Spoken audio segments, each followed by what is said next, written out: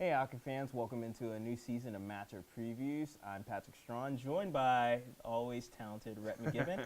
And as you can see, yes, I am in filling the shoes of a departed Monica McKenzie, or should I say Monica Garland now. That's right, yeah, got married, and I guess you knew that last year. Much better looking show now this year. Yeah, so actually, she may be gone, physically here, right. But we'll always be a part of the Flames family. So catch her 100%. out on LHOV, which comes on, I think, 12:30 during the midday. Yeah. Because, we're not on at 12:30 every day. So no. there you go. Yeah, watch Monica. But yes, back to the matter of what you came here for. Yeah. Flames hockey, right? That's right. Flames, first time in 3 seasons, making their way back to the top 10, kind of picking up where they left off last year, actually coming in at 9. So talk a little bit about the season outlook for this team. I think a lot of that was just their showing at Nationals last year, even though they were taken down in their first game. The fact that you took the defending champions, UCO, to overtime. Gamer had that late one that got them there. It was a strong showing by them, really. I know a lot of people want to see them go further, us included, but the fact that they went as far as they did against a good team, and they had a strong showing, great goaltending. It looks like this team is on the verge of doing something special, and I think that's reflective in the ranking, being in the top 10 here in the preseason. Yeah, special indeed, because, this is a special group. I know Kurt Chandy, he said it not too long ago when we interviewed him, and we got to look at a guy to fill some voids, as a couple guys left on the roster, only lost 4 seasons. So, they definitely have a lot of talent coming back, and a lot of guys that are ready to make a breakout, and obviously make that All-American candidacy and All-ESCHL team. So who's a guy or 2 guys that you think are going to have breakout years this year? Well, I think I'll start off with this. It's going to be really difficult to replace 133 points. And that's Grant Garvin and Zane Sharts, and Zane's playing professionally this year. So you know the kind of athletes that these guys were. But yeah, you have to look internally, like we said, and I think Gammer would be my number one. Cole Gammer, he started to show flashes last year of this guy has the potential to be an elite forward in the ACHA, and the thought comes to mind, elite goal scorer, but I think he's more than that. I think he's more than a guy that can put the puck in the back of the net. He can be a 200-foot player. Another guy, Devin Pierce, I think probably second-line center this season, is a guy that can play a great two-way style, and I think the way Devin Pierce goes, the way Bohinski will go as well. I think the Bo Show, as we like to call him around here, is a guy that can do more than we saw last year. And last year was just getting acclimated to being university, living in the States, getting used to a new officiating brand, you could say. He's a guy that can put the puck in the back of the net and give us more of an offensive spark than we saw last year. So I think those 3 guys in my mind are kind of the big three, you could say, that are going to need to up their point total in order for Liberty to be successful. And speaking of upping totals, that's what the Flames are trying to do this season, as they're definitely trying to retain the regular season conference title, which they won for the first time last year.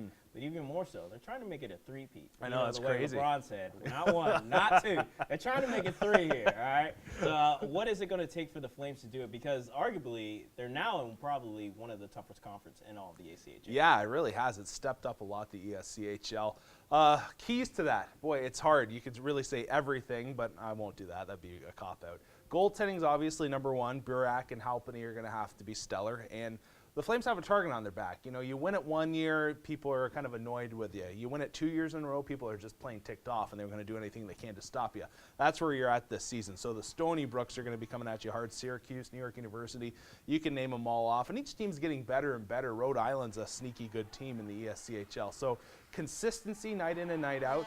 And also, not so much on the ice, but off the ice, resting your body and taking the appropriate measures of, refueling and just getting prepped, because you look at that season schedule this year for the Flames, there's not really a night off, Pat. There is a ton of good teams, and, Alabama coming in later in the year, and some people might think Alabama should be a gimme 2 wins, but they're one of the up-and-coming teams in the ACHA, so yeah, it's going to be a tough road. And can I sit here with 100% confidence and say they're going to win it, the conference title again? I think they have the talent to, and the body of members to do it, but the fact that they've gone that far the past 2 seasons and everybody else is going to be out to get them, it's going to be a challenge. Yeah, absolutely. Everyone will be out to get them. And taking a look back at the last 2 conference titles, Stony Brook really took them to the wire, especially last year. So that's going to be huge. But let's move it on to the season opener. You got a tough team in your first test. Even though it won't affect you officially for the year, it's still a good matchup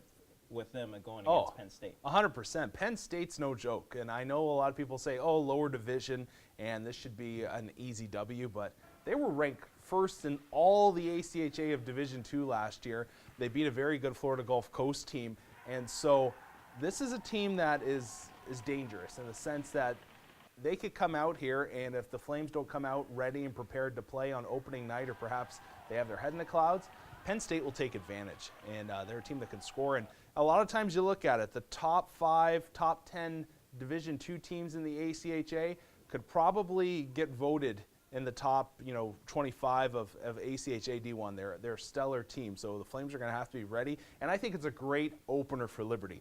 It's a great challenge that, like you said, it's not going to affect them overall that much, but it'll get their legs going, get their mind in the right frame of mind, you could say, against IUP the following week. Well, Rhett, thank you for your insight as always, and we will be listening to you this Friday night. With the call, it'll be Rhett McGibbon and myself. That's right, Pat with me. Oh, yeah. The call to the show for one. So please tune in. And for all your Flames-related needs, please follow them on social media, on Facebook and on Twitter, and then also head to the Club Sport website. For Rhett McGibbon, I'm Patrick Strong.